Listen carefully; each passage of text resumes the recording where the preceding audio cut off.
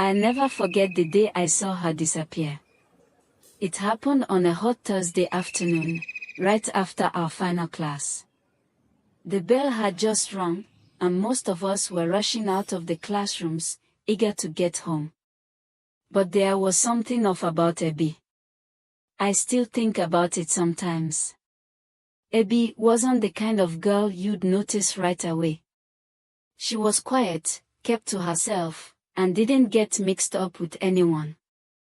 I think that's why I didn't think much when I saw her sitting alone at the back of the school compound, staring at the ground like she was in some kind of trance.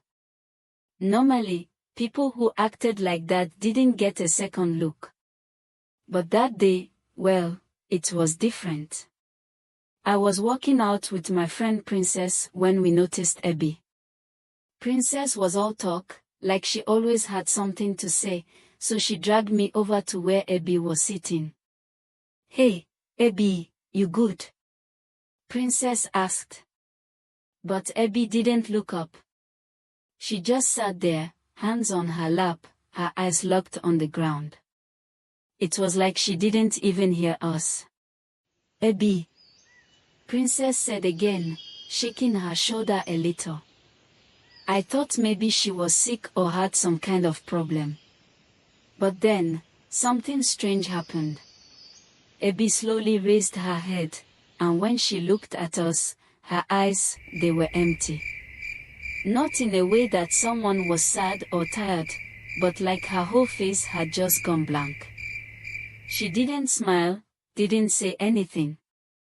It was like she wasn't even there. It was like someone had erased her. I got a weird feeling in my stomach. You know that feeling when you know something's wrong, but you can't explain why. Princess tried talking to her again, but Abby didn't respond. She just stood up slowly and walked away.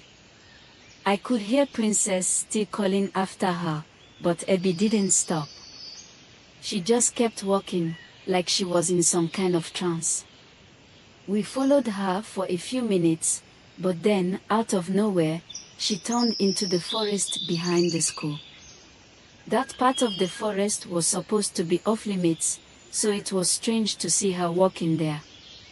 "I don't know about this," I said to Princess, but she was already walking after Abby, like she didn't even care.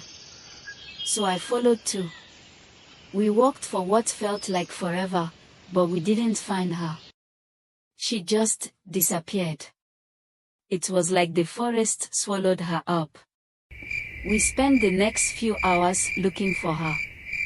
We told some of the teachers, but no one took us seriously. They said she probably went home early or was just playing a prank on us. But we knew it was more than that. I've been to that forest countless times, and there's no way someone could just vanish into it without a trace. Later that evening, some of the other students started saying strange things about Abby.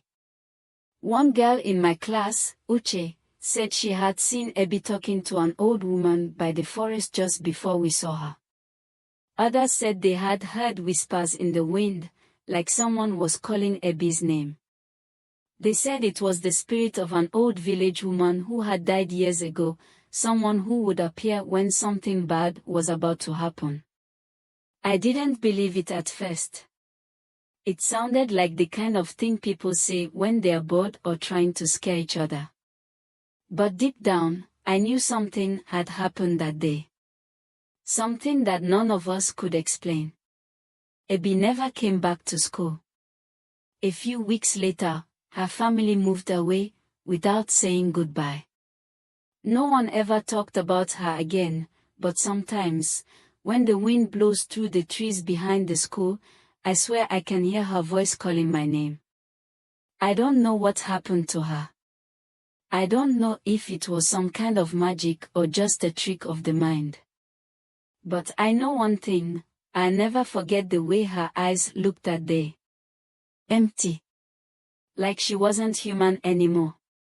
To this day, I still wonder if we ever really saw Abby, or if we saw something else altogether.